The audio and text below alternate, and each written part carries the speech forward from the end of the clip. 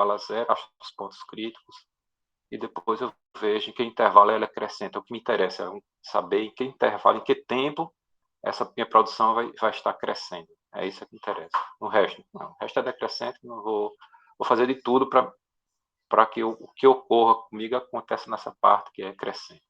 Então, essa ideia está por trás de todas essas contas que a gente está fazendo. Então, continuando a aula passada, a gente estava na função, eu já tinha representado esse gráfico dessa função x ao cubo menos 3x. Note que não é um gráfico básico daqueles que a gente estudou. A gente estudou até no máximo a função de segundo grau, logaritmo exponencial. Então, essa é uma nova função. E eu desenhei o gráfico aqui, mas a gente vai ter, depois de fazer as derivadas, ter condições de ter ideia desse gráfico. Uma noção que o gráfico é uma coisa desse tipo aqui. É claro que eu usei um software para fazer bonitinho, ficou bem, mas tendo as ideias, achando os valores críticos, achando os pontos críticos, verificando a decrescente, você começa a ter a noção do gráfico. Mesmo que não precise fazer o gráfico perfeito, é só ter ideia.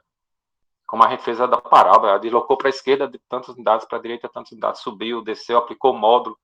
Então, aquela ideia aqui vai funcionar também. Olha, eu tenho um ponto aqui que é máximo, tem um ponto aqui que é mínimo. Eu sei que daqui para cá está decrescendo, então tem que ser uma coisa que vai descer desse jeito. Mas desce como? Como eu falei na aula passada, essa que ele sobe ou desce. Né? Tá em vermelho aqui. Tá em vermelho. Será que ele sobe assim ou ele sobe assim? É uma maneira de ser. As duas, a função é crescente. Mas qual cresce com concavidade voltada para cima ou com concavidade voltada para baixo? A concavidade a gente já viu de função de segundo grau. Então aqui também vai aparecer concavidades. Então, essa função x ao cubo aqui tem duas concavidades. Antes do zero a concavidade é negativa, que é para baixo. Depois do zero a concavidade é positiva. Pronto. Eita, como é que a gente vai achar essa concavidade de qualquer função? A gente vai pegar, estudar a derivada segunda. Eita, a derivada segunda, que é a derivada segunda? A derivada da derivada. Então, nada do outro mundo. Você sabe usar as propriedades da derivada, deriva uma vez, pega a resposta e deriva de novo. No máximo que a gente vai utilizar aqui a derivada segunda. Mas, novamente, tem que estar com as propriedades de D1 até D quanto? D8. Tem que estar no sangue, começando a ficar no sangue. Certo? Então, bora ver como é que funciona achar esses valores, esse ponto crítico, ponto de máximo, ponto de mínimo, com cavidades, onde é que a função é crescente, decrescente. A gente vai ter a noção de que realmente esse gráfico está de acordo com a ideia de toda a parte de derivados que a gente vai estudar agora. Certo? Então, é um exemplo. Considere essa função. A nossa função aqui.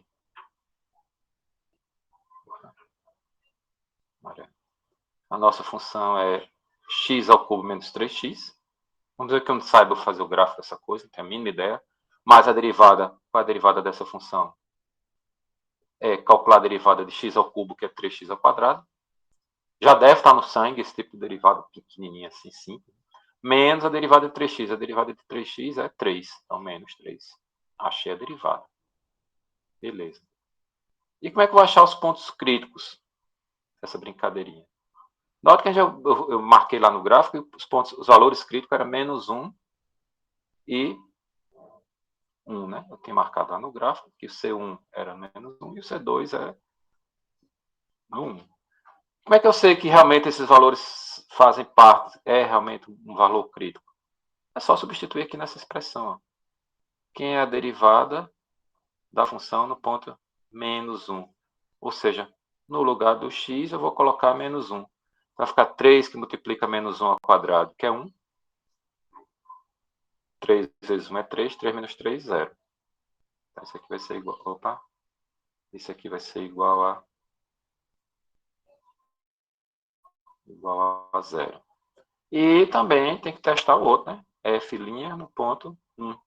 Substituindo aqui x por 1, vai ficar 3 que multiplica 1 ao quadrado, que é 3. 3 menos 3, 0. Então, se eu já soubesse que os valores críticos eram esses, dá para testar. Eu sempre digo isso também. Quando você achar um valor crítico, achou, resolveu a equação, achou x igual a 14. Teste esse valor. Como é que eu testo? Substitui na derivada. Porque o valor crítico é quando a derivada for 0. Certo? Então, é isso que a gente vai fazer. Achou o ponto crítico, o valor crítico, substitui na derivada. Se der 0, realmente você acertou as continhas. Esse é o charme da coisa.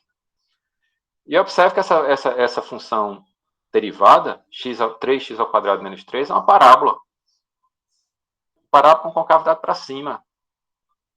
E vai cortar o eixo x exatamente nesses dois valores, no menos 1 e 1. São as raízes da f', ou seja, onde o grafo da função derivada corta o eixo x exatamente no menos 1 e no 1. Tá? Aqui, representação da função original, é azul, e a sua derivada. A derivada é essa pontilhadazinha em verde. Certo? Essa pontilhadazinha aqui em verde.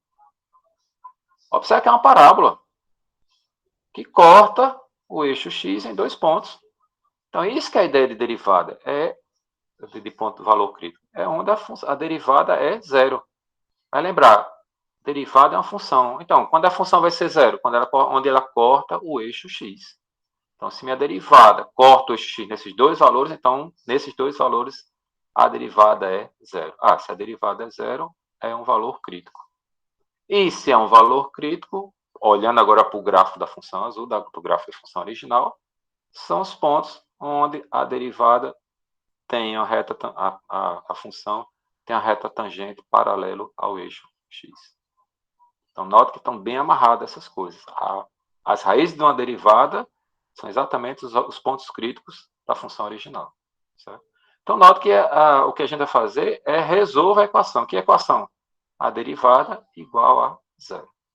Vai resolver. Por isso que é aquela parte inicial de resolver equações, de resolver inequações, verificar onde uma função é maior do que tanto ou menor do que tanto. Aquela brincadeirinha que a gente fez na primeira parte do assunto.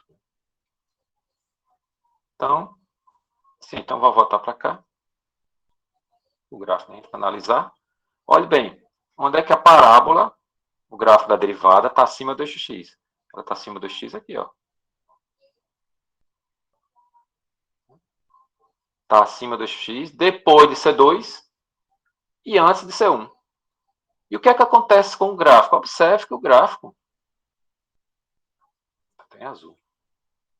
Observe que o gráfico, depois de C1, o que é que está acontecendo com o gráfico? Ele está subindo. Depois de C2, o gráfico está subindo. O que é que acontece antes de C1? Antes de C1, o gráfico também está subindo, crescente. Então, essa relação derivada ser positiva, implicar que a função original é crescente, é outra coisa que a gente vai atrás de fazer. Senhor, eu gravei a segunda aula. Depois eu vou disponibilizar para vocês. Quase não sei essa palavra. Eu já vi como é que faz. Vou pegar o e-mail de todo mundo, jogar lá na pastinha e vai estar lá disponível, certo? Eu estou gravando a segunda aula. Normalmente é mais curto. Não, eu já fiz 2 aulas já. A aula passada e a retrasada. Sim. Certo. Não, tranquilo. Então, voltando aqui, então o sinal da derivada vai dizer algo em relação à função. Se a derivada é positiva, significa que a função é crescente. E, logicamente, se a derivada é negativa, onde é que vai ser negativa? Vai ser negativa a derivada é essa pontilhada. Aqui embaixo, ó. Abaixo do eixo x, a derivada é negativa. Ora, se a derivada é negativa, o que é que acontece com a função? Olhando para a função é decrescente, ela vai caindo. Então, essa relação é bem forte. Derivada negativa, a função original é decrescente. Derivada positiva, a função original é crescente. Por isso que a gente estudou, dada uma função qualquer, verificando onde a função era positiva, onde era negativa, onde era maior do que 5, menor do que 2. Era preparando para essa parte agora. Certo? Beleza? Então, a gente vai fazer todo o estudo com a derivada para verificar o que acontece de fato com a função. E a derivada a gente sabe fazer, teoricamente, né? E a resolver a equação, também, teoricamente, já sabe fazer. Resolve a equação tal. Resolveu a equação, achei os valores críticos. Aí, volta aquele assunto, né? Se uma função tem duas raízes, então divide o eixo x em 3 intervalos. que acontece antes de C1, entre C1 e C2 e depois de C2. Ou a função derivada ou ela é negativa, ou ela é positiva, ou ela é igual a zero, nesses intervalos. É essa ideia também que a gente volta para o passado para aplicar agora, né, junto com a derivada, aplicar para ter conclusões a respeito da função. Então, toda essa análise aí de essa derivada positiva para x entre menos infinito até menos 1, ela é negativa de menos 1 até o segundo intervalo, e a derivada positiva no terceiro intervalo, de 1 para mais infinito. Certo? E, como já tinha visto graficamente, nesse primeiro intervalo a função é crescente, ela sobe, depois ela decresce, e depois ela é crescente novamente. Então ela sobe, desce, sobe. Então essa característica de crescer e decrescente tira a partir das derivadas. Então, note mesmo que se eu não tivesse o gráfico mostrado, aquele gráfico daquela função, só com a derivada a gente vai verificar que a função vai ter que subir, chegar no ponto, descer e depois subir novamente. Então já fica com a cara daquela função que a gente viu, o gráfico dela. Certo? Essa é a ideia que está por trás de usar a derivada como ferramenta para entender a função original. Muito bem. Então, o que é o máximo e o mínimo de uma função? Normalmente definida no intervalo. A gente vai dizer que a função, que o valor dentro desse intervalo é valor de máximo e, logicamente, de mínimo. Sabendo o de máximo, sabe o que é de mínimo, que é só trocar os sinais. Se existir um intervalozinho, tal que esse valor dessa função aqui, nesse ponto, é maior ou igual do que qualquer outro valor próximo daquele ponto. Ele é de máximo. Vou voltar aqui para o gráfico. Vou apagar tudo isso aqui. Esse pontozinho que está lá em cima, está pretinho aqui. Esse pontozinho aqui, ele é de máximo. Por quê? Qualquer outro ponto que eu pegue no gráfico aqui, próximo dele, logicamente próximo dele, que é a ideia de intervalo próximo, de proximidade, ele é o maior valor da função. Não tem ninguém acima dele, maior do que ele. E o que seria o ponto de mínimo? Observe que esse ponto aqui embaixo, esse carinha daqui, ele é o ponto mínimo, porque qualquer ponto do lado dele no gráfico, ele vai estar sempre abaixo. Vai estar sempre por baixo, no bom sentido, dos outros pontos. Novamente, próximo dele. Certo? Próximo dele. Essa é a ideia de ponto de máximo e ponto de mínimo, de qualquer função. Você pega um ponto, próximo desse ponto, se é de máximo, todo mundo vai estar abaixo. E se for de mínimo, todo mundo vai estar acima. Próximo daquele valor. Né? Essa é a ideia de máximos e mínimos de qualquer que seja a função. Cadê? Então, a FM é o maior de todo mundo e o valor da função é menor se for ponto de mínimo para todo mundo naquele intervalo, próximo daquele valor que você está querendo determinar. Certo? Essa é a ideia de ser máximo e mínimo, qualquer que seja o valor da função. Então, considerando essa função lá, que a gente já exibiu na figura anterior, observe que no intervalo de menos infinito até zero, temos que C1, aquele pontozinho que eu marquei lá, é o maior valor possível para esse intervalo. Porque ninguém está acima dele, de menos infinito até zero. Que era aquela primeira parte da parábola, primeira parte da função. E por outro lado, C2 é o menor valor possível de zero até mais infinito. Qualquer valor de x que eu pegue entre zero e mais infinito, o resultado dele, na forma, vai ser sempre maior ou igual a f de C2. Significa que no ponto crítico C2 ele é de mínimo local. Certo? Por que esse nome local aparece? Local significa que próximo dele ele é o maior, o próximo dele é o menor. Porque também existe um máximo absoluto, ou seja, ele é maior do que todo mundo, qualquer que seja o x que você pegar. Todos os reais, ele é sempre o valor maior. No caso da parábola, isso acontece. Né? Se a parábola for com cavidade para baixo, vai ter o vértice lá, vai ser o ponto de maior de qualquer valor para uma parábola, para qualquer valor de x da parábola. Certo? E se a parábola for com cavidade para cima, o vértice vai ser o menor valor dessa função. Vai ser chamado de mínimo absoluto. Todo mínimo local Não, todo mínimo absoluto é local, mas nem todo local é absoluto, né? Porque pode ter alguém em outra parte, em outra região do gráfico, que seja maior ou menor do que esses valores de máximo ou de mínimo local.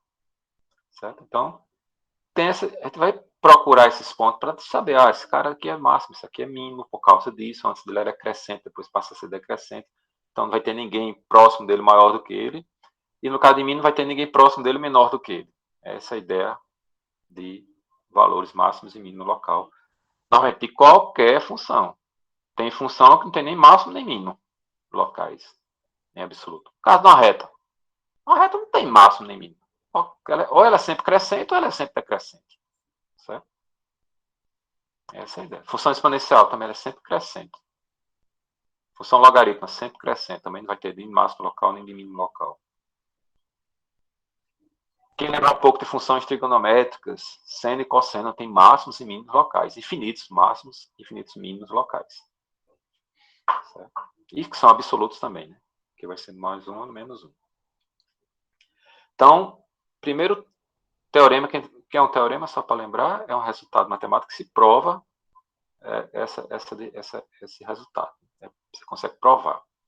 Então, seja uma função contínua, tem que ser contínua, intervalo, qualquer intervalo, e ser um valor crítico. Que é um valor crítico? Da derivada é zero, ou a derivada não existe. Mas, normalmente, a gente vai pegar aqui só onde a derivada é zero. Esses casos onde não existe, a gente não vai trabalhar aqui, mas existe também essa possibilidade. Né? Só na definição a gente já viu isso. Então, o que é que diz esse teorema? Se a derivada primeira for menor do que zero, ou seja, a derivada for negativa, próximo desse ponto C, e for positiva depois desse ponto C, então esse ponto é mínimo local. Esse valor é de mínimo local. O que é que tem da derivada ser negativa de um lado e ser positiva do outro? Significa que a função é decrescente, depois passa a ser crescente. Se ela é decrescente, ela vai caindo. Depois ela passa a ser crescente. Então, esse ponto onde ele troca de sinal é ponto de mínimo. Se antes está decrescendo e depois está crescendo, esse ponto é de mínimo local. E acontece também o contrário. Se a derivada for positiva, o que é que significa a derivada positiva? Que a função é crescente. E se depois desse ponto a derivada for negativa, a função é decrescente. Então, tem um pontozinho lá que é o máximo local para essa função. É isso que diz esse teste da derivada primeiro. Você vai estudar o sinal da derivada. Se a derivada for negativa, decrescente, a função é decrescente, depois era crescente, então aquele ponto é de mínimo local. Caso contrário, vai ser se for exatamente o contrário, vai ser de máximo local. Certo? É esse que diz o teste da derivada primeiro. Você vai estudar se aquele valor é de máximo ou de mínimo local. Que valor a gente vai achar? O valor crítico. Como é que a gente vai achar o valor crítico? Quando a derivada é zero. Lembre-se que a derivada é uma função. Dá um número a resposta. E, como qualquer número, esse número pode ser positivo, negativo ou igual a zero. A gente vai primeiro achar onde é igual a zero, porque são os valores críticos. Depois verificar onde ela é positiva. Sabendo onde ela é positiva, sabendo onde ela é zero, o resto é negativo. Porque os valores críticos vão dividir o meu intervalo, o eixo x, em intervalos. Então, a gente vai estudar o que é que acontece em cada intervalo dessa função. Como a gente já fez isso lá no primeiro assunto, né? A primeira parte de funções, equações, coisas desse tipo. Então, esse é o teste, chamado teste da derivada primeira. Quando você topar com algum lá, esse teste da derivada primeira é isso. Vai verificar se aquele ponto realmente é de máximo ou é de mínimo local. Verificar o quê? O que é que acontece antes desse valor crítico? O que é que acontece depois desse valor crítico? Dependendo do sinal da derivada, você vai ter se ela vai ser de máximo local ou de mínimo local. E pode acontecer que nem de máximo local, se ela for positiva de um lado e positiva do outro, ela vem, cresce, chega nesse ponto crítico, continua crescendo. Então, não é ponto de máximo local nem de mínimo local. Ela pode vir decrescendo, bate no ponto e desce ainda. Também nem é de máximo local nem de mínimo local. Certo? Mas é um ponto crítico. A gente vai ver exemplo desse tipo mais à frente. Então, voltando à nossa funçãozinha original, a gente já viu onde ela é crescente, mas só para relembrar, né? À esquerda, próximo de C1, a derivada era positiva, por isso ela crescia até chegar no ponto crítico C1. E depois do ponto C1, que era no valor x igual a menos 1, ela era decrescente. Então, aquele valor lá é de máximo local. Já tinha visto isso no gráfico, né? A gente não fez contas, eu estou usando a ideia do gráfico para a gente começar a amarrar o que é que funciona. E o outro ponto crítico, C2, que era no x igual a 1. Antes de C2, que era lá embaixo, a função era decrescente, ou seja, a derivada era negativa. Depois daquele ponto C2, a função era a derivada negativa, ou seja, a função era crescente. Então, esse é o valor de mínimo local. É isso que diz o teste da derivada segunda. A ideia é essa. Agora fazer como é que faz essas contas, né? Depois a gente vai ver os exercícios mais na frente. Vamos testar agora outro teste que tem, o teste da derivada segunda. A derivada da derivada também dá informação a respeito da função. Então, o que é que diz o teste da derivada segunda? O teste da derivada segunda diz o seguinte: se você pega um valor crítico e calcula a derivada segunda dela e der negativo, significa que ela é de máximo local. A derivada segunda ser negativa significa que a concavidade, pensa na parábola, a concavidade é para baixo. Ó, se a concavidade é para baixo e ela é um ponto crítico, então ela é de máximo local. Que a derivada segunda vai dizer como é a concavidade dessa função.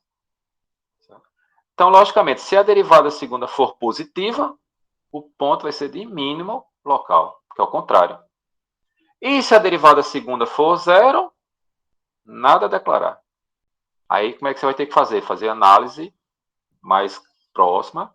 O que é que acontece antes do ponto crítico e o que é que acontece depois do ponto crítico. Usar o teste de derivada primeira. A vantagem do teste é que você só faz uma conta. Pega aquele valor, substitui na derivada segunda. Se for negativo, ponto de máximo local. Se for positivo, ponto de mínimo local. Porque o teste da derivada primeira, você tem que pegar o intervalo. O que é que acontece antes do ponto crítico? O que acontece depois do ponto crítico? Você tem que estudar inequações. No teste da derivada segunda, você pega a derivada, substitui direto. Se for negativo, máximo local. Se for positivo, mínimo local. Essa é a vantagem da derivada segunda. A desvantagem é que você tem que derivar de novo, dependendo da função. Não é nada fácil derivar novamente a segunda vez. Mas no nosso caso aqui, as nossas derivadas, tanto a primeira quanto a segunda, vão ser baseadas nas regras básicas que a gente está utilizando aqui, certo? Muito bem. Então, bora começar a fazer conta de fato, né? Verificar de fato que a derivada vai dar, que aqueles valores que a gente já tinha verificado graficamente, já tinha verificado usando o teste da derivada primeira, graficamente também, que aqueles valores C1 era de máximo local e C2 era de mínimo local. Certo? Então, deixa eu mudar a cor disso aqui. A derivada, a primeira derivada é essa, da minha função. X ao cubo menos 3x, a derivada é 3x ao quadrado menos 3. E quem é a derivada segunda? Qual a derivada de 3x ao quadrado? A derivada de 3x ao quadrado é 6x.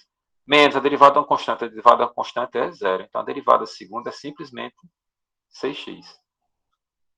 Eu peguei a primeira função original, derivei, pego a resposta da derivada, derivo novamente. Então, essa é chamada a derivada segunda. Né? F, duas linhas da função. Então, para esse primeiro valor aqui, observe que a derivada segunda vai dar o quê? A derivada segunda vai ficar o f de menos 1, que vai ficar igual a menos 6, que é negativo. Ora, se a derivada segunda é negativa, pelo teste da derivada segunda, esse valor é de máximo local. Como a gente já tinha visto no gráfico. E eu confirmou, a gente fez o teste da derivada primeira ideia, né? E agora fez as continhas e verificou que, de fato, naquele valor, ele é de máximo local. Por que de máximo local? Pelo segundo teorema da derivada segunda, a derivada segunda foi negativa. Se é negativa, é de máximo local. E o outro ponto, o outro valor crítico, quando a gente substituir em 6x, lembrar, né? A minha derivada segunda é essa aqui, certo? Quando for substituir, vai ficar derivada segunda 1, vai ficar 6. 6 é maior do que 0, então é de mínimo local. Usei o teste da derivada segunda.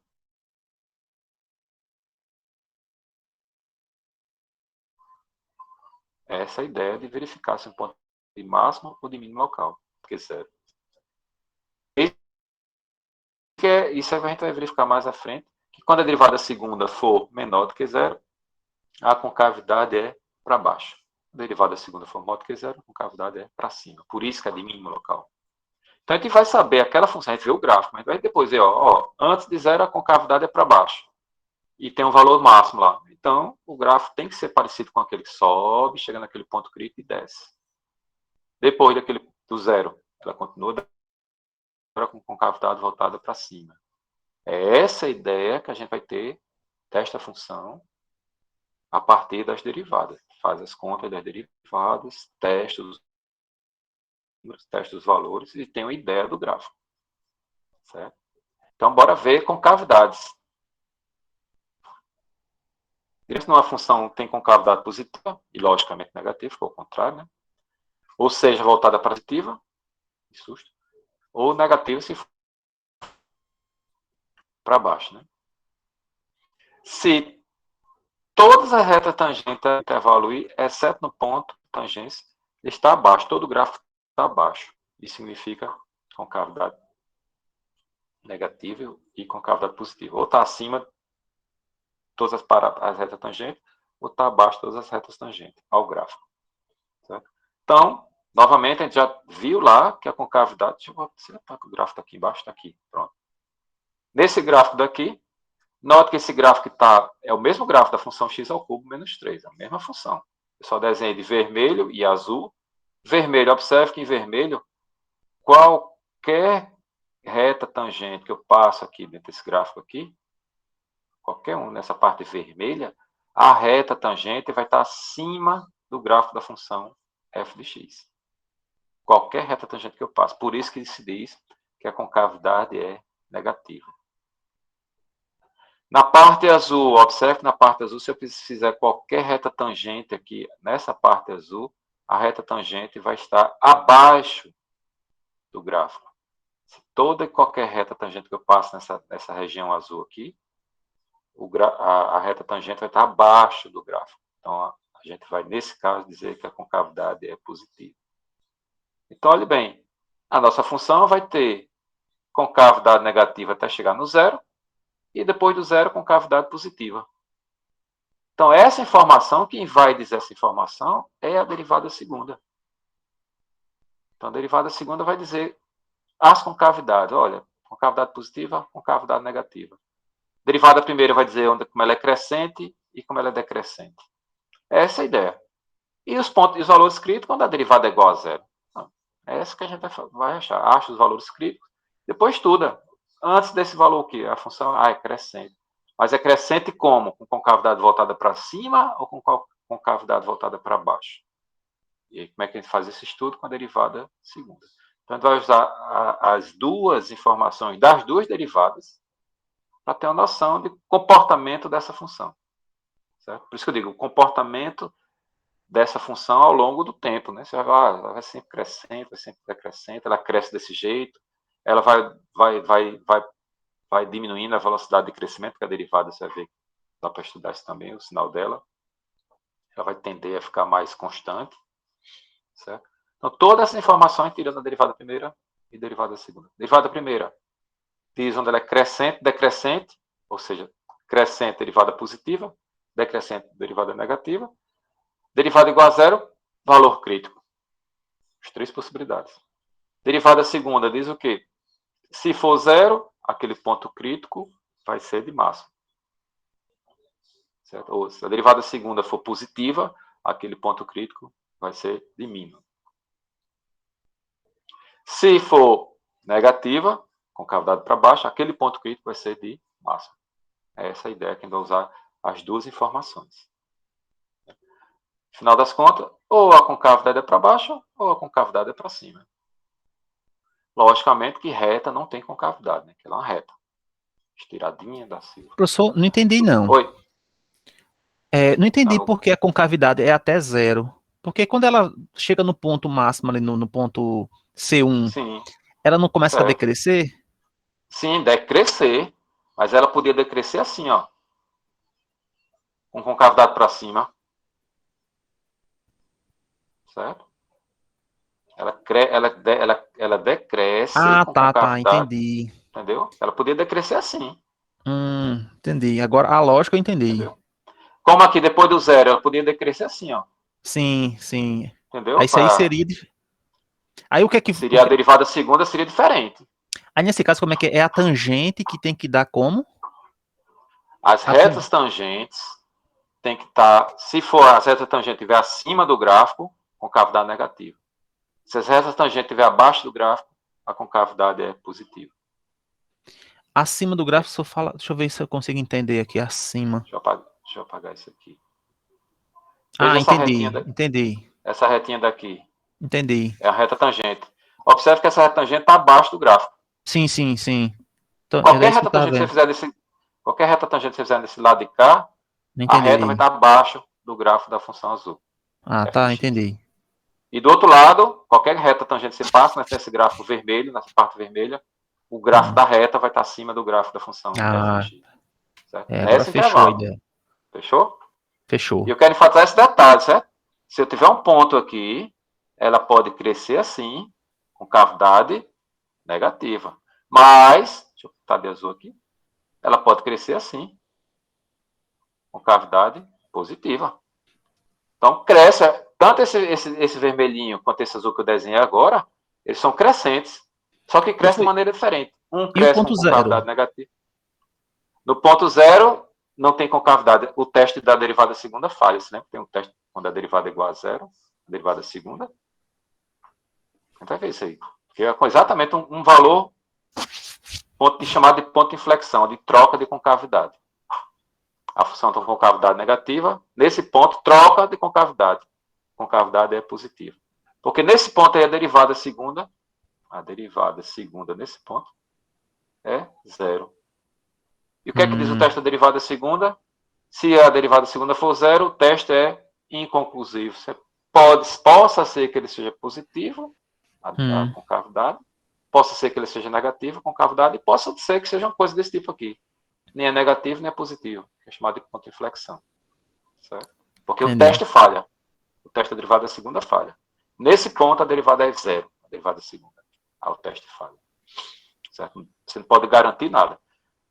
Tem funções que você faz a derivada segunda é zero, mas naquele ponto ela é crescente. A derivada segunda ela é ponto de máximo, ponto de mínimo. Pode acontecer. Certo? Tem exemplos desse tipo aí. Então, outro teorema. Aí hoje a aula é só teorema, né? É só para ter as definições, para Sim, depois professor. fazer as Outra coisa, contas. o senhor tá gravando a aula mesmo? Eu vou gravar a segunda aula.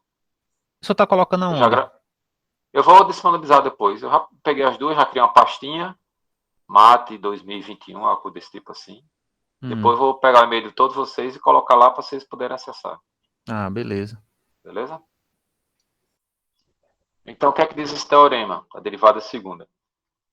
Se a derivada segunda for positiva no intervalo, então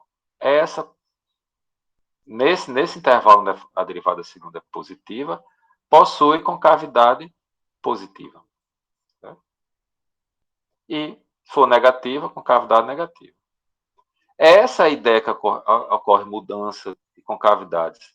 E onde ocorre a mudança de concavidade é chamado de ponto de inflexão. Foi exatamente aquele gráfico na origem, no 0, 0. Porque de um lado a concavidade é positiva, do outro lado a concavidade é negativa. Certo? Então, bora lá. Já viu graficamente que para derivada segunda é menor do que zero, ou seja, a concavidade é negativa, antes de zero, a gente já tinha visto isso lá. A derivada segunda é positiva, depois de zero. Lembrar que a derivada segunda? A derivada segunda é isso aqui, ó. Quando é que 6x vai ser maior do que zero? Xx vai ser maior do que zero quando x for maior do que zero. E quando é que 6x vai ser menor do que zero? 6x vai ser menor do que zero quando x for menor do que zero. Ou seja, vai ser exatamente esses dois intervalos. E o que é que acontece exatamente na origem? Exatamente na origem, a derivada segunda é zero. Nesse caso aqui, é um ponto de inflexão. Então, é isso que a gente vai estudar. Pega a derivada segunda e verifica o sinal dela. Antes vai ser daquele valor, desses pontos de flexão. Ou a concavidade vai ser positiva, for concavidade, vai ser negativo. E se for igual a zero, nada a declarar. O teste não diz nada. Pode ser positivo, pode ser negativo a concavidade. Mas se for negativa, concavidade negativa, se a derivada segunda for positiva, a concavidade é positiva. Certo? É essa a ideia que está por trás de estudar as concavidades. Novamente, com a derivada segunda. O que é que você vai estudar com a derivada segunda? Vai estudar os sinais. Onde é que vai ser positivo e onde é que vai ser negativo. Que aí eu garanto. A concavidade é positiva, a concavidade é negativa. E quando a derivada for zero, o teste falha. Não diz que nenhum, nem outro. Mas divide o seu intervalo em concavidades positivas e concavidades negativas. Certo? A gente vai fazer depois exercício. Acho que hoje vai ver essa parte aqui. Depois, bora fazer exercício. Como achar toda... Eu só fiz a ideia gráfica. Olhando para o gráfico, eu estou vendo que a função é crescente, estou vendo que a concavidade é negativa, estou vendo que a concavidade é positiva. O que a gente vai fazer depois? Dada uma função qualquer, a gente vai tirar esses dados, tentar fazer uma ideia do gráfico. Está aqui um valor, achei um ponto crítico, achei outro ponto, acho os valores. Eu sei que antes desse valor aqui a função é crescente, então, mas cresce como? Cresce com concavidade negativa, então faz assim. Cresce com concavidade positiva, então ela sobe de maneira diferente.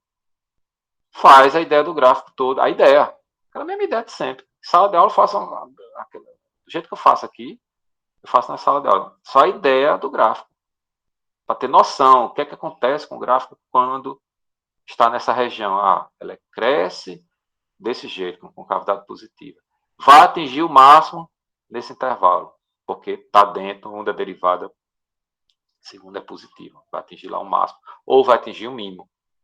Certo? Então, isso tudo a gente vai ver com as derivadas. Acha a derivada e vai estudar os sinais da derivada.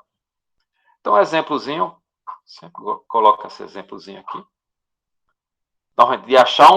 De resolver um problema, como eu sempre digo, essa é a parte de modelagem que é a parte mais difícil, porque você tem que montar a equação, montar a ideia, saber.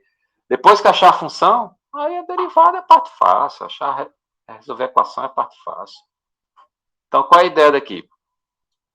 Eu tenho uma caixa d'água, eu quero construir uma caixa d'água, né, com base quadrada, sem tampa, uma piscina. Quero construir uma piscina, piscinão de ramos lá.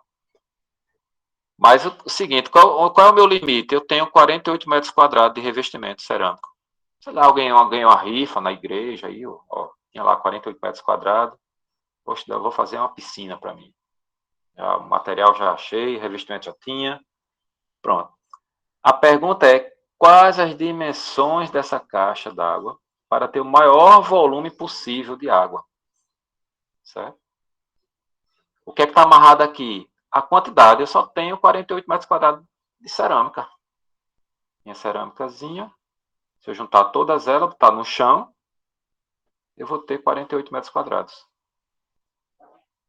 Eu quero fazer uma piscina com isso. Então, qual é o maior volume que eu posso fazer com essa metragem? Por que essa metragem? Porque eu ganhei na rifa. Eu ganhei, eu vou fazer uma piscininha para mim. Pronto. Qual o maior volume? Eu quero fazer uma cisterna para mim. Só que cisterna tem tampa, né? Mas é um problema que dá para resolver também. Eu botei sem tampa exatamente na proposta de tente fazer agora com tampa, botar a tampinha, que vai dar outra resposta. Mas é possível também. E no lugar eu quero uma piscina de base quadrada. Mas eu quero uma piscina de base retangular. Outro problema. Eu quero um cilindro. Eu quero fazer um cilindro. Uma cisterna cilíndrica. Outro tipo de problema. Mas todas elas têm a mesma ideia. A partir do momento que achar a função, é só achar a derivada, verificar se aquela derivada, quais são os pontos de máximo e de mínimo. Se for de máximo, verificar como é que eu acho o volume dessa coisa, volume de água que eu preciso, ou de qualquer líquido, né? Não de água aqui, mas de qualquer líquido. Qual o volume que eu posso disponibilizar dentro dessa caixa. De tal maneira que, olha, esse número aqui é o número mágico. Você construir essa caixa d'água com essas dimensões, você vai ter o máximo possível de volume permitido que você possa colocar com esse material. Mas eu ganhei mais 1 metro quadrado. Ótimo, já é outro problema. Você já mudou a variável lá. Certo? Então, esse problema é o seguinte, eu já tenho material para revestir e eu quero construir a maior capacidade, uma caixa d'água com a maior capacidade possível, sem a tampa. certo? Que com tampa é um problema desse mesmo tipo só. A gente vai ver onde coloca, você vai colocar a tampa, se quisesse resolver um problema desse tipo aí. Então, você podia fazer, olha, eu quero construir um cilindro assim, uma cisterna de uma forma de cilíndrica. Outro problema, eu quero construir em forma de um cone assim. Outro problema, eu quero construir assim o cilindro deitado. Esse aqui é um problema. Eita, esse aqui ficou feio agora. Forte. Eu quero construir minha cisterna deitada assim. É outro problema. Então, cada um desses volumes aqui é um problema. A partir desse problema, aí você começa a montar as equações e ver, ó, a minha função é essa.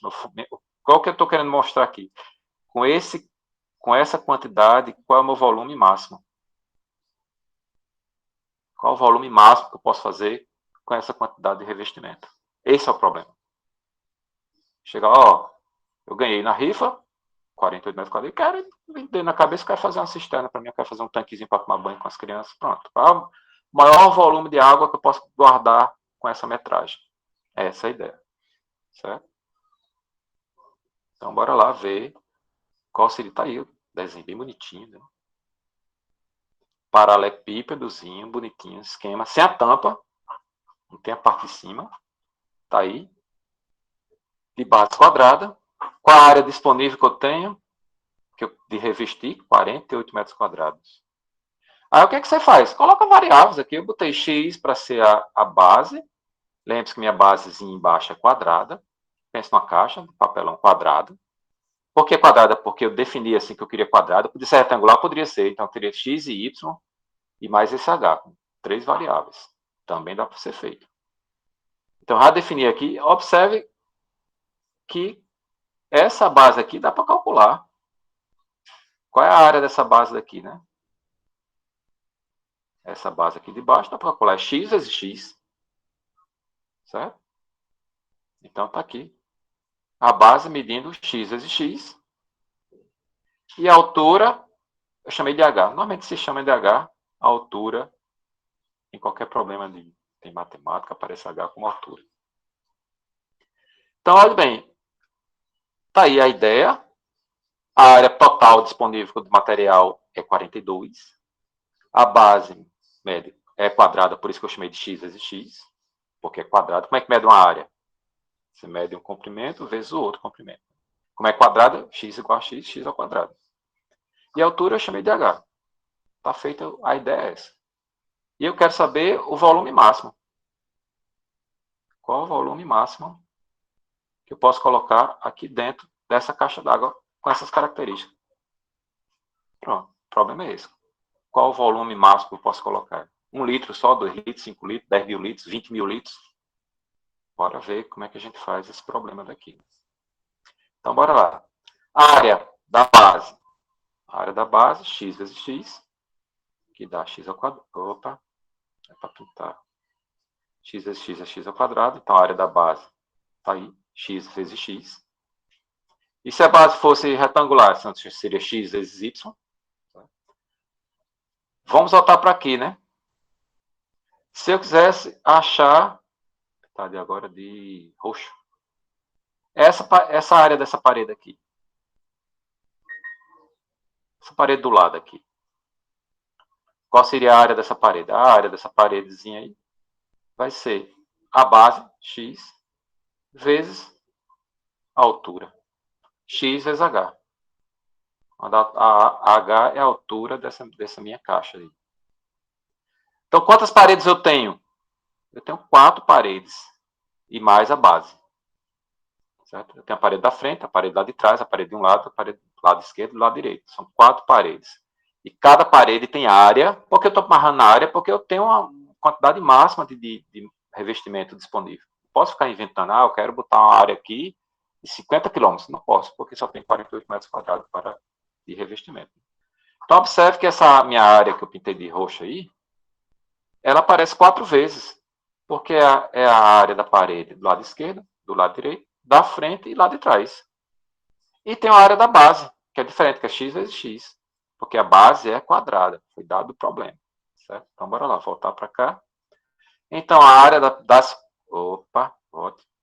A área das 4 paredes é... De cada parede é x vezes h. E o total da área? Ops, deixa eu pintar aqui a de amarelo de volta. A minha área total vai ser a área da base. Se eu quiser, qual a área de todas as paredes internas dessa piscina daí? A área da base mais 4 vezes as paredes. Então, tenho 4 paredes. A da frente, a de trás, a do lado, a do outro lado. Pense no seu quarto. Você quer encher o seu quarto todo de água. Então, tem 4 paredes laterais, a menos que o seu quarto estiver com 5 lados. É possível também. Ou o seu quarto tem um triângulo. É também possível ser feito. Então, tem essas 4 áreas, dessas 4 paredes, e o seu chão é quadrado. Seu quarto é quadrado. Então, qual é o total das áreas internas, tirando o teto? A gente está desconstruindo o teto. Vai ser uma parede, a área de uma parede, mais a área da outra parede, mais a área da outra parede, mais a área da parede de trás. Como todas as paredes são iguais, porque a figura, o problema diz que a área da base é quadrada, todas as paredes vão ter a mesma área. Então, a área total dessa piscina vai ser a área da base, mais 4 vezes a área das paredes. Bora começar a escrever isso aqui. A área da base. A área da base é x ao quadrado. Mais a área da parede. X vezes h. 4x vezes h. Então, essa é a ideia. A área total dessa minha piscina vai ser x ao quadrado mais 4 vezes x vezes h. E se tivesse a tampa? Se tivesse a tampa, você colocaria mais assim, mais a área da tampa. Que é igual à área da base, já que é um bonitinho simpático, né? Aí ficaria 2x ao quadrado mais 4xh. Então, na hora que dá para botar essa brincadeirinha tranquilamente aqui. Mas isso aí vocês fazem depois em casa para brincar com essa brincadeirinha. Beleza? Então, já sei como determinar a área total interna dessa piscina sem a tampa. Vai ser qual a área total? X ao quadrado mais 4x vezes h. Note que eu nem tenho x e nem tenho h. Eu nem achei uma função ainda. Bora começar a usar o que foi dado mais ainda no problema, né? Como é que se calcula o volume do paralelepípedo daquele? Qualquer paralelepípedo daquele com aquela cara vai ser a área da base vezes a altura. Sempre é isso, qualquer paralelepípedo. Área da base vezes a altura. Mas como nossa base é quadrada, a área da base, x ao quadrado. E a altura é h, toda bonitinha. Então, essa é a minha função aqui. Meu volume vai ser x ao quadrado vezes h. Então, já sei minha área total de todas as minhas paredes internas e do chão. Sei que o volume de qualquer coisa parecido com a caixa é a área da base vezes a altura, qualquer que seja a caixa, qualquer que seja o formato dela, desde que os lados sejam perpendiculares à base. Essa área da base vezes a altura. Aí o cara, professor, mas se ele tivesse cortado assim, tem formulazinha para o prisma. Você pega a formulazinha do prisma e joga aqui dentro, você tem uma função volume. Mas lembrar, o que é que eu estou querendo? Eu quero saber onde o volume é máximo. É isso? Não esquecer o que é que eu estou querendo. Eu quero saber onde o volume é máximo. Ou seja, eu quero saber onde esse V aqui, que eu vou determinar, que vai ser minha função de fato, vai ser máximo possível para esse problema. Professor, vou botar uma parede de 1 metro, X vai ser 1 metro por 1 metro, e a altura, sei lá quanto vai dar para dar esse volume. Então, é um número. Vou botar X igual a 5 metros, e a altura vou botar 2 metros. Vai dar outro volume também. Então, qual o melhor volume, qual o melhor X e H, de tal maneira que o volume máximo seja possível ser colocado nesta caixa d'água. Essa é a ideia desse problema. Então, bora lá. Qual a área disponível que eu tenho para revestimento? Foi dado o problema, 48 metros quadrados. Essa é o total que eu tenho de revestimento. Não existe mais. Eu ganhei na rifa, foi esse. O que é que eu estou dizendo com isso? Ora, a minha área tem que ser igual a 48. Isso aqui vai ser igual à minha área. A área que eu tenho de material para construir a minha piscina. Que é a base, a área do chão, mais as 4 paredes. Que é aquela que está lá em cima. A igual a x ao quadrado mais 4h. Beleza? Aí eu vou escrever exatamente isso. Ó. A área, que é isso, né? A área. X ao quadrado mais 4x é igual a quanto? 48. De onde é que veio esse 48? Ganhei na rifa. Não posso mexer mais com isso. Então, bora achar agora o seguinte. Bora construir a função h, a altura, que depende desse x. Então, isolando a variável h, eu poderia isolar a variável x? Poderia também, mas mais fácil isolar h, que h está bem tranquilinho. Quem vai ser essa h? H vai ser igual 48 menos x ao quadrado dividido por 4x. Só fiz isolar. Por que estou isolando aqui? Porque eu quero uma função que só dependa de x. Então, vou... Onde tiver... Olha bem, no início do problema eu tenho duas variáveis. X, a base, né? E a altura. Duas variáveis. Eu só quero trabalhar só com uma variável, só com x. Você conta com x. Mas como é que eu vou amarrar x e o h? Eu vou amarrar x com h porque tem um limite máximo de revestimento, que é 48 metros quadrados de revestimento. Então, fiz x ao quadrado mais 4 vezes h é igual a 48. O máximo de revestimento que eu tenho. Eu amarrei x e amarrei h com x. E como é que eu amarrei isso? O meu h vai ser 48 menos x ao quadrado dividido por 4x. De onde é que vem essa continha? Porque minha área tem que ser igual a 48. Essa é a ideia. Isso foi dado o problema. Na hora que eu já estou construindo uma função aqui. Bora terminar essa função. Não terminei nada, só estou começando a construir. Voltando agora para o volume. O volume já achei a ideia geral, né? Volume vai ser igual a x ao quadrado, área da base, vezes a altura. Mas quem é x ao quadrado? X ao quadrado, eu não sei ainda, vou exatamente querer determinar.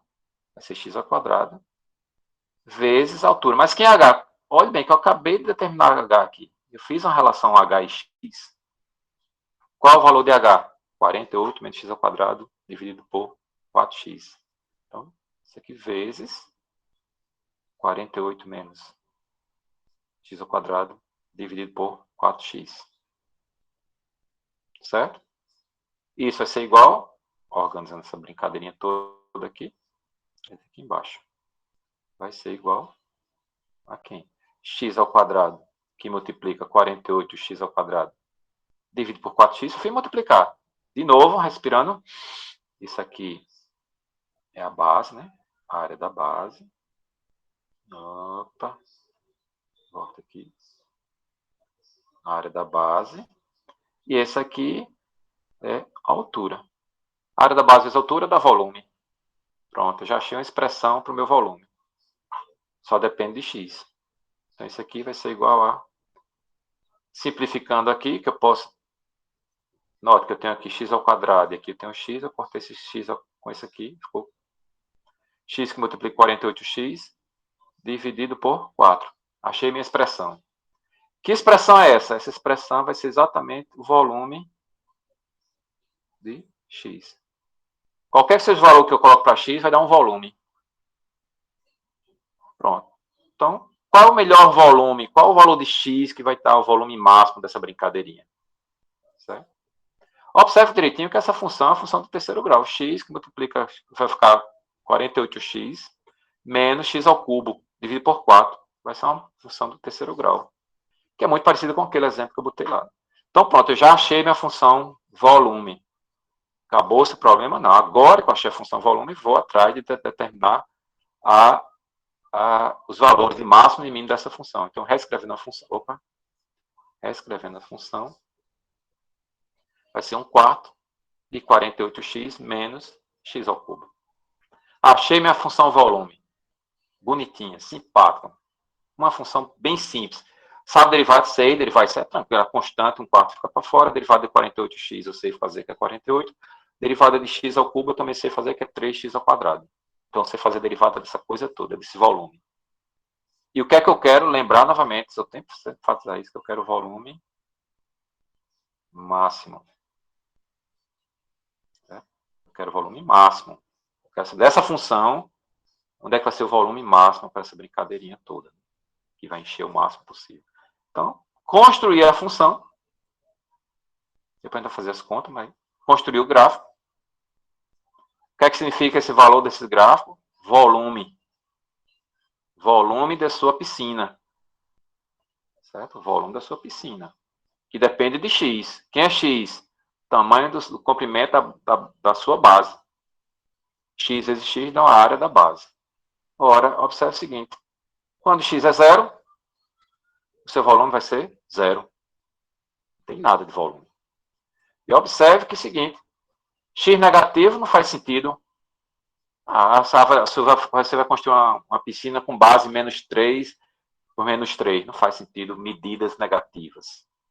Então, só interessa valores positivos. E observe que esse gráfico, ele faz o seguinte, ele cresce, chega lá em cima e depois decresce. O que é que significa os valores desse gráfico? É o seu volume. Então, observe que seu volume vai subir, vai chegar no máximo, vai chegar nesse ponto aqui, que é o máximo, e depois vai cair. Então, não adianta você fazer uma piscina menor do que esse C1. Você pegava, vou construir minha piscina com tamanho com a base 2. Beleza, você vai construir sua piscina com base 2. É uma base também, é 2 por 2, bonitinho esse pato, vai ter uma altura lá, você vai construir. Só que o volume não vai ser máximo. Vou construir minha piscina com base 6. Eu quero uma piscina bem grande, assim, 6 por 6. Tá aqui, vai dar outro valor. Também não é o máximo. Então, por isso que eu estou dizendo, você pode construir. Eu quero construir uma piscina com tamanho 3 aqui. 3 por 3 a base. Vai dar um volumezinho também aqui em cima. Poxa, ficou uma reta agora. Não sei como é que eu nem como é que fiz isso. Se eu pegar aqui volume 5, vai dar outro volume aqui também. Mas não é o máximo. Mas agora tem outra limitação também. Vamos supor que na sua casa, seu quintal, não caiba coisa maior do que 5 por 5. Maior do que 3 por 3. Então, sua piscina vai ter que, no máximo, ser 3 por 3. Então, tem essas coisas também, né? É outro limitador também que você botaria no seu problema. Mas observe o seguinte. Que também você não pode construir piscina maior do que 7. Porque maior do que 7, 7 por 7, a piscina não vai ter altura nenhuma. Você vai ser só como é que se chama? Eita, esqueci agora. Salão para dançar. Só tudo. Você botou azulejo no seu chão todo. Sem altura nenhuma. Não vai botar nada de água. Então, seu problema, o seu máximo, você vai ser atingido aqui, ó, nesse valor. Essa é a função volume. Para zero não tem nada. Para valor negativo não faz sentido. E para valor positivo só faz sentido até chegar aqui nesse valor que deve ser o 7. Então, o seu volume máximo vai ser atingido com a piscina construída com esses intervalos. De 0 até no máximo 7. Qual deles é o melhor valor? Nesse caso, parece que é 4. Tá? X igual a 4, ou seja, sua basezinha vai ser 4. Né? 4 por 4. Teoricamente, tem que fazer essas contas. Sua piscina 4 por 4 vai ter o volume máximo. Essa é a ideia. Mas olhe bem, depois que achou a função, aí agora bora achar. De fato, vamos comprovar de fato que esse ponto aí é o ponto de máximo para esse valor dessa função. Certo? Graficamente eu já sei que ele tem lá. Deve ser 4, pela ideia do gráfico aqui. Né? Bora fazer as contas, né? Primeiro que eu tenho que fazer é achar os valores críticos. Como é que eu acho o valor crítico de qualquer função? Eu pego a derivada e igualo a zero. Vamos achar os valores críticos dessa função. O que é valor crítico? Pega a derivada igual a zero. Qual a derivada? É 1/4 de 48 menos x ao quadrado. 3x ao quadrado. Igual a zero. Vamos resolver essa equação. Resolvendo essa equação do segundo grau. Acho o delta, V2 menos 4AC. Acho x1 e x2, que no caso aqui vai ser, um vai ser 4 e o outro vai ser menos 4. Fazendo as contas, vai dar exatamente esses dois valores. Como eu já tinha falado antes, não faz sentido nenhum o comprimento ser negativo. Então, esse aqui você simplesmente descarta, que não faz sentido ser negativo. Mas poderia acontecer que os dois fossem positivos. Um deu 4, outro deu 8.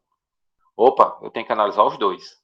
E possa ser um que seja maior do que o outro. Né? Então, mas nesse caso aqui, só vai avaliar o ponto C1. Então, bora fazer isso aí. O que é que eu vou fazer? Derivada segunda. Qual a derivada da derivada? A derivada de 1/4 de 48x menos 32 vai ser menos 6x sobre 4. Que vai ser igual a menos 3x sobre 2. A derivada de quem, Sérgio? A derivada disso aqui, ó. Vou fazer a derivada disso, né? Deixa eu botar aqui. V' de x é igual a 1/4 que multiplica 48 menos 3x ao quadrado. Bora lá, a derivada disso, derivada segunda. 1/4 é uma constante, certo? 1/4 é uma constante, sai para fora. Então, opa, volta aqui. O quarto é uma constante, vai ficar 1/4. Vezes a derivada que está aqui dentro. Qual a derivada que está aqui dentro? Vamos derivar essa aqui dentro agora. Derivada de 48. Constante é 0. E derivada de menos 3x ao quadrado é menos 3, é uma constante, vai para fora. Derivada de x ao quadrado desce 2, vai ficar 6, 6x. 6x. Aí vai ficar menos 6x sobre 4, simplificando, vai ficar menos 3x sobre 2. Achei a derivada. Mas para que eu quero a derivada? Para verificar se o ponto é de máximo ou é de mínimo. Qual ponto? Ponto crítico. Qual ponto crítico que eu tenho? Só tem um, que é o C1 igual a 4. Eu já tinha ideia, graficamente, eu fiz um gráficozinho lá, esse cara parece que é o ponto de máximo. Agora está fazendo matematicamente, checando que de fato é. Então, usando o teste da derivada segunda, para esse valor aqui, eu peguei a derivada segunda e calculei para x igual a 4. 3 vezes 4 dividido por 2 vai ser igual a menos 6. Menos 6 é negativo. Se menos 6 é negativo, significa que a concavidade é... Opa! A concavidade é negativa. Beleza? O que é que acontece? Logo, de máximo local. Por que de máximo local? Ora, é um ponto crítico. Já era um ponto crítico. E a concavidade é toda para baixo, esse cara daqui é máximo. É essa a ideia. E se fosse positivo, a concavidade era negativa, seria ponto de mínimo. Então, agora, se de fato eu chequei que aquele ponto lá, existe um ponto, ele é de máximo. Então, qual é a conclusão desse problema? Que as dimensões para a caixa d'água ter volume máximo são... Vamos lá, onde é que está escrito aqui? X igual a 4. 4 que metros, né? A gente está trabalhando em metros quadrados aqui, certo? 4. X igual a 4. Por que foi 4? Porque foi esse valor que eu achei aqui. Era um ponto crítico. Era um ponto crítico e eu verifiquei que esse ponto crítico é máximo local. Então, já achei o X. Beleza? Volta. O que mais tem aqui? E quem é o H? Eita, o H, tem uma formulazinha para o H. Volta o H aqui. Cadê o H? Não cheguei no H. Aqui o H. H igual a 48 menos x ao quadrado sobre 4x. Deixou lá no início do problema. Vamos voltar para cá. O H, quem é a altura dessa brincadeirinha? A altura dessa minha piscina, 48 menos 4x, que é x ao quadrado, dá 4 ao quadrado, dividido por 4 vezes 4. Isso aqui vai ser 2 metros. Então, minha piscina vai ser 4 por 4 por 2. E o volume máximo será de... O volume máximo vai ser exatamente V de 4, porque 4 foi o máximo que eu achei, que vai ser igual a x ao quadrado, 4 metros ao quadrado, vezes H. Qual é H? 2. Isso aqui vai ser 32 metros cúbicos. Então, agora, com certeza, sua piscina vai ter como volume máximo para esse desenho de 32 metros cúbicos de água. Então, você não só soube que tinha o máximo, como também viu qual era o máximo. O máximo é esse. E pode fazer sua piscinazinha com essas dimensões, que vai ser 32 metros cúbicos de água que você precisa. Então, essa é a ideia. O problema, como eu falei, dado um problema real, é você achar um modelo que diga como é que aquilo está funcionando. Achou a função, que no caso foi a função volume aqui que a gente achou a função volume, aí a derivada primeira, derivada segunda, igual a zero, derivada segunda substitui no ponto crítico, verificar se é de máximo, se é mínimo. Achou a realmente é de máximo. Qual é o valor de máximo? 4. Ah, mas qual a altura? A altura eu tenho a função 48 menos x ao quadrado dividido por 4x. Substituir esse x igual a 4, achei a altura, 2 metros. Então, sua piscina vai ter 4 por 4 por 2. Volume máximo dessa piscina, 32 metros cúbicos de água, certo? Agora foi matematicamente amarrado, agora pode construir que vai ter isso aí. Mas eu quero voltar mais o problema, né? Você pode ter problema das suas dimensões. Você não tem uma área de 4 metros quadrados disponível, você tem uma área de 3 metros quadrados. Então, o seu volume máximo será aqui, para 3,5, certo? Pode ser mais do que isso. Ou então você tem 5 metros quadrados, 5 de um lado e 4 do outro. Opa, aí tem que começar a fazer conta. Então, não vai ser mais uma base quadrada. Vamos dizer que o seu terreno seja retangular. Então, ó, no máximo pode chegar a 1 metro do lado de cá, no máximo 2 metros do lado de cá. As dimensões da prefeitura, por exemplo. Então, você vai amarrando essas condições. Amarrando as condições, vai ter outra solução. Para ser máximo. Quero fazer isso, que eu quero o máximo possível que eu posso colocar dentro dessa caixa. Então, a nossa caixa quadrada aqui vai ter 32 metros cúbicos de água. Beleza? Então, note bem. A parte fácil é a parte derivada. Derivar igual a zero, achar, substituir, pronto. Parte difícil, montar a função, trabalhar com a expressão, achar uma expressão única que diga como é que ocorre o volume relacionado com o X. E outra coisa, se botar a tampa, é outro problema. No lugar de quadrado, eu quero que a piscina seja circular. Outro problema. Você achar outra função volume. Eu quero que seja uma forma de uma pirâmide invertida. É outro problema. Outro volume. Outra solução. Eu quero que seja um cone. Por que um cone? Porque tem indústria que o material entra por cima e tem que ser espremido até chegar num funil para sair o líquido. Então, pode ser, olha, eu quero conseguir guardar o máximo possível nesse container aqui de forma cônica. Depois que eu atingir o máximo, deixo lá guardado um tempo. Depois eu abro a torneira, vai esvaziar tudo. Então, eu quero qual é o maior volume que eu posso colocar aqui dentro para ficar guardado. Isso é outro problema. Certo? Então, cada problemazinho você quer guardar assim.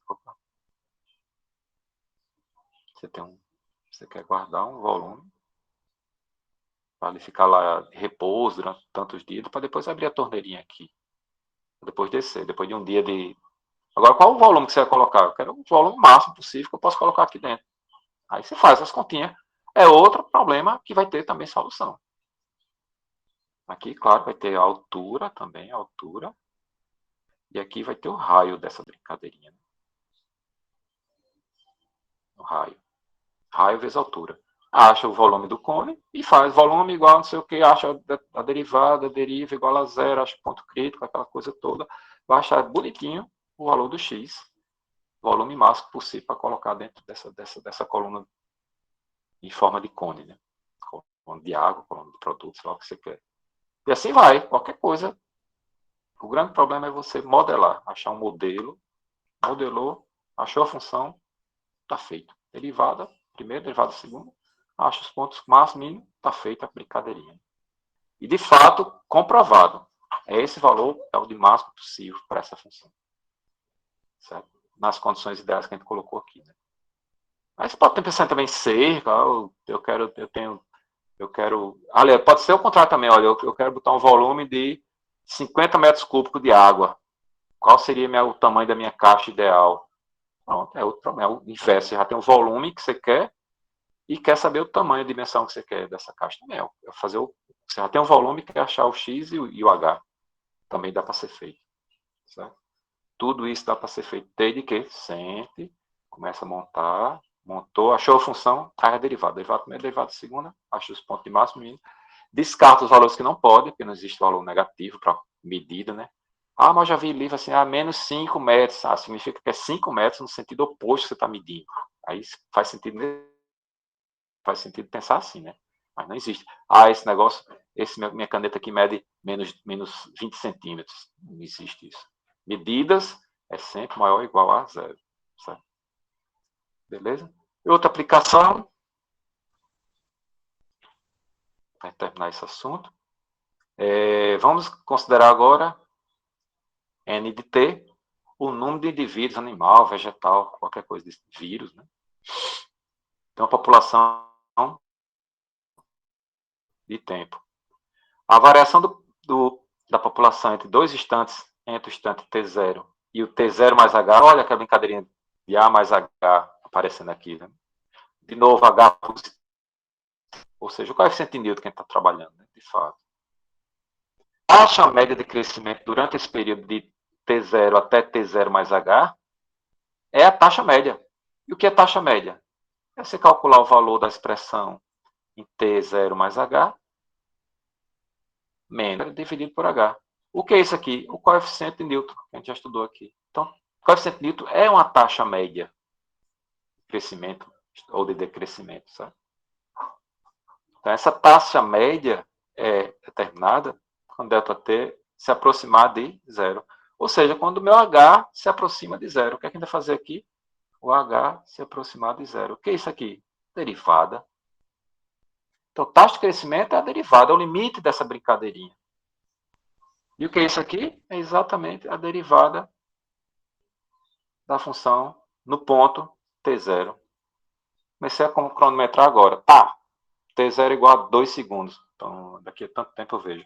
Então, nesse instante, você marcou lá, você calcula a derivada. Aliás, calcula essa taxa de crescimento. E o que é a taxa de crescimento? É a derivada da função do ponto dado. Então, note bem, eu vou estudar a taxa de crescimento de uma bactéria, de uma população animal ou vegetal, usando derivada, certo? Então, vamos, por exemplo, considerar o seguinte. A população de bactérias, estou botando bactérias aqui, né? Mas pode ser qualquer coisa. Em meio nutriente e homogêneo, na qual a cada hora o número de bactérias duplique. Essa regra que eu inventei. Inventei essa regra. Certo? A cada hora, a quantidade de bactérias cresce. Deixa eu ver aqui, como é que é a pergunta? Deixa eu ver de novo. Não, o coeficiente angular secante, sim. É verdade. É o coeficiente angular da reta que passa por esses dois pontos. No caso aqui, T0 e T0 mais H. É o coeficiente angular. Certo? Isso é verdade. E a derivada é o limite desses coeficientes angulares. Certo? Então, bora lá. Então, a minha regra é o seguinte. No instante que eu comecei a marcar, quando eu vi, comecei a contar, tinha 100 bactérias. Depois de um instante lá qualquer, pode ser segundo, hora, assim, um instante T de tempo, foi o dobro. Então, vai ser o anterior vezes 2, que é igual a 100 vezes 2, que é igual a 200. No instante, no terceiro instante, ou seja, comecei com 0, depois foi para 1, depois foi 2, vai ser o anterior vezes 2. O anterior é o N1 vezes 2, que vai ser igual a quem? A 100 vezes 2 ao quadrado, que é igual a 400. No terceiro instante que você contou, terceira hora, terceiro segundo, normalmente é a hora, minutos, depende do seu problema. Vai ser, qual é a regra aqui? É a quantidade que tinha anteriormente, se dobrou. Ficou 100 vezes 2 a terceira, que é 800. Então, começou com 100, depois da primeira hora, dobrou, foi para 200, depois da segunda hora, dobrou de novo, foi para 400, dobrou, foi para 800.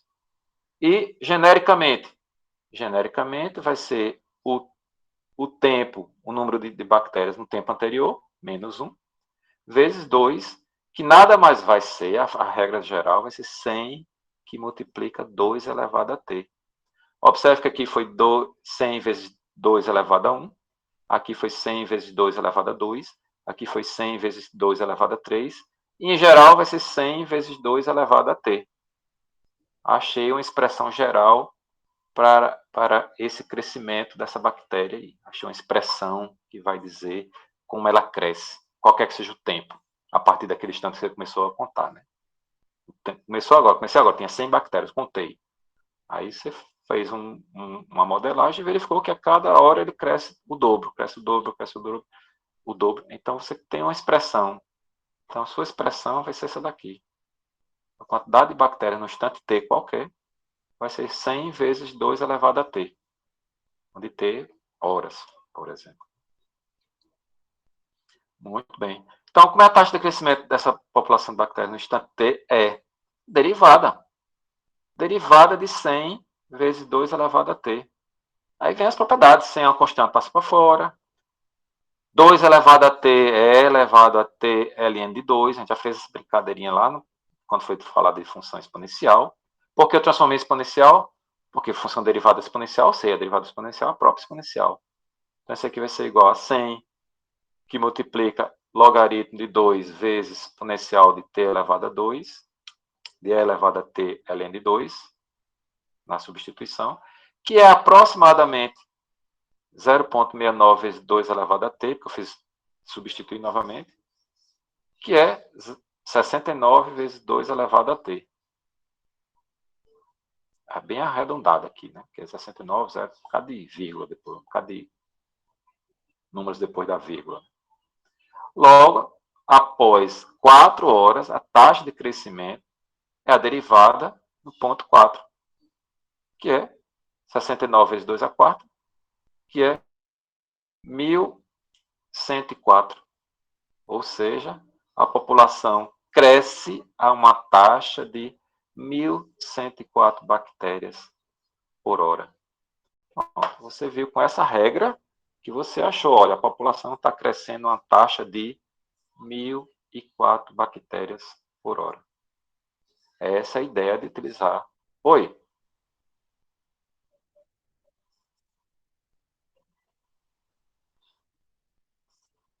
Pela função exponencial, aquela transformação.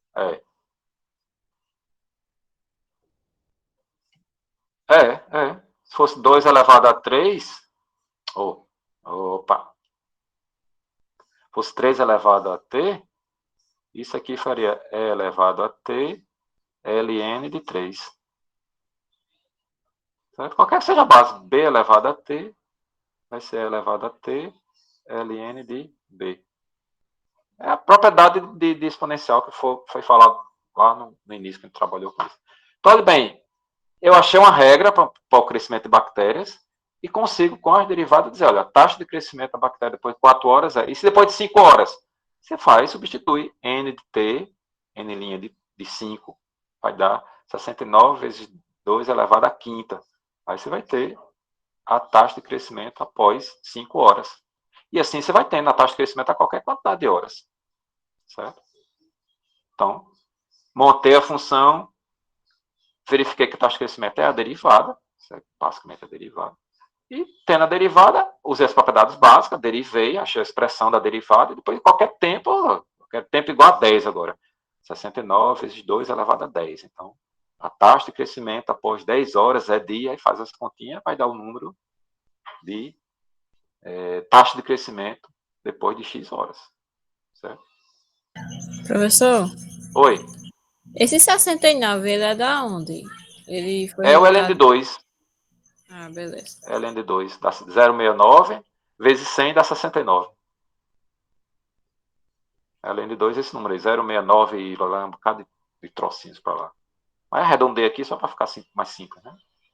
Mas, dependendo do caso, é importante ter mais casas decimais. Certo? Porque essas mais casas decimais vai dar mais detalhezinhos do seu crescimento de bactéria. Né? Então, era só um exemplozinho para simplificar o uso da derivada. Também aqui, nesse caso de crescimento de bactérias, ou de qualquer população, de qualquer coisa. Normalmente é uma coisa desse tipo, assim. É um anterior vezes alguma constante. Eu botei 2 elevado a t, mas tem vários modelos que é elevado... Opa. Apaga. Bota aqui. A função é elevado a menos 0,4t. Esse 0,4 é o constante, não sei de quem lá. Aí esse 0,4 muda de acordo com a espécie. Quer dizer, você vai ter uma função n de t, isso aqui é o seu n de t, e tendo esse n de t, você deriva e acha, do mesmo jeito. Tem teorias específicas para materiais, bactérias, fungos, de acordo com... Né? Aí vem outra limitação, né? Você sabe que seu bactéria vai crescer até enquanto tem nutrientes. Depois que acabar os nutrientes, ela começa a morrer. Então, você pode botar essa condição inicial também. Olha, ela pode crescer até no máximo isso, porque depois disso, morre.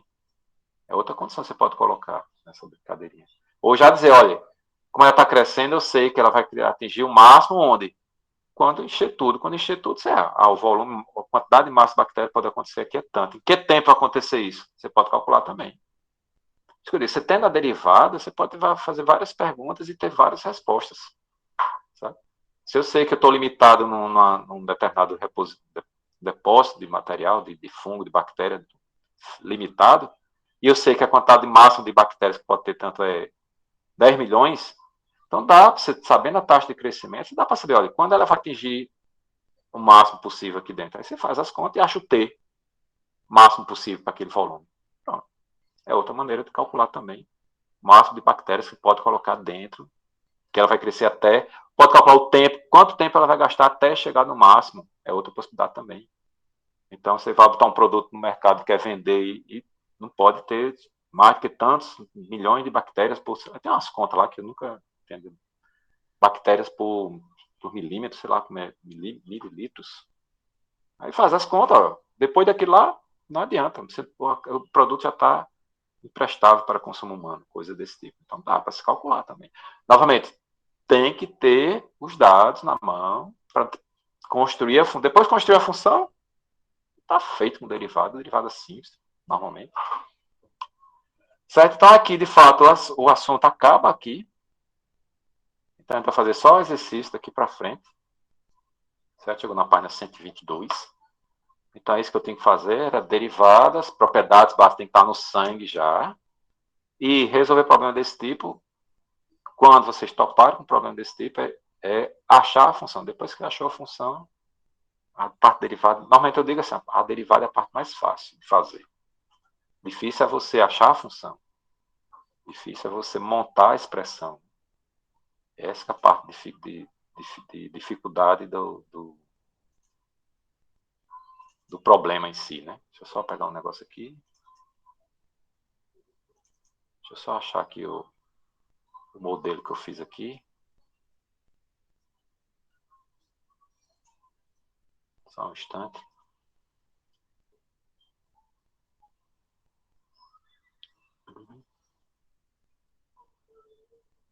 Cadê? Aqui, né? Só um instante que eu estou procurando um negocinho rapidinho aqui.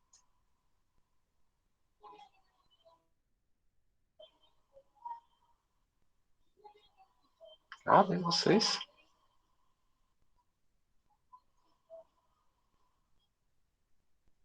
E você pode achar várias funções e ter que determinar qual é a melhor do seu modelo. Né?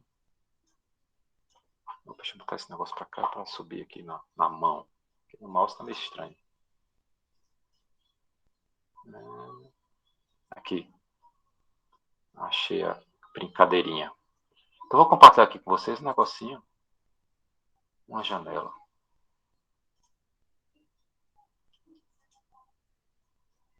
Essa.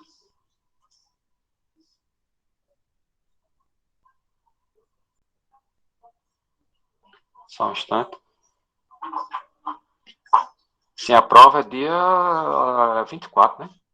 Creio eu. Vocês estão vendo aí alguma coisa que eu, para mim, não estou vendo se eu estou vendo. Ah, tá ali. Tá aparecendo. Está aparecendo essa pequena monstruosidade aqui? Aham, monstro demais. Pronto. Essa função foi o meu modelo da minha tese.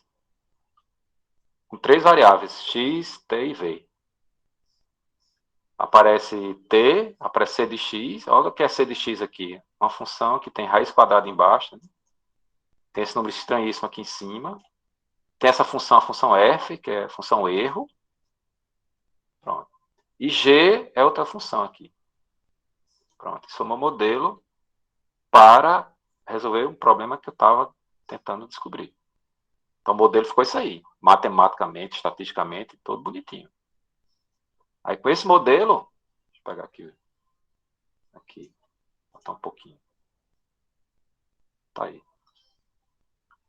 Eu fiz vários testes com vários tempos, proporção das peças, né? Peça com 50%, 70%, e fui modelando a brincadeirinha. A peça sem nada é o que está o risquinho mais fino, a peça com os tratamentos. E isso aqui foram os dados brutos, né? Novamente, com o tempo, 1 hora, 2 horas, 3 horas, fiz toda a brincadeirinha, mais um bocado de parte estatísticas aqui, tem que ter. Pronto, é aqui o meu modelo. Essa linha vermelha foi o meu modelo. Esses pontinhos aqui foram os dados obtidos. Então, veja que o meu modelo estava bem próximo dos dados obtidos. Bem, quase em cima aqui, na maioria dos casos. Então, aplicando aos dados experimentais, está aqui, ó. Os dados experimentais e os meus dados. Aí eu posso fazer por tempo, por quantidade e por distância. Tudo modelado. Com aquela pequena formulazinha. Então, feito isso, por isso que a parte difícil é essa, depois matemática é a parte fácil. Achar a função que é o estresse. Captaram a mensagem? Vocês vão topar com isso. Não, fica aterrorizada, não. Estou dizendo assim, que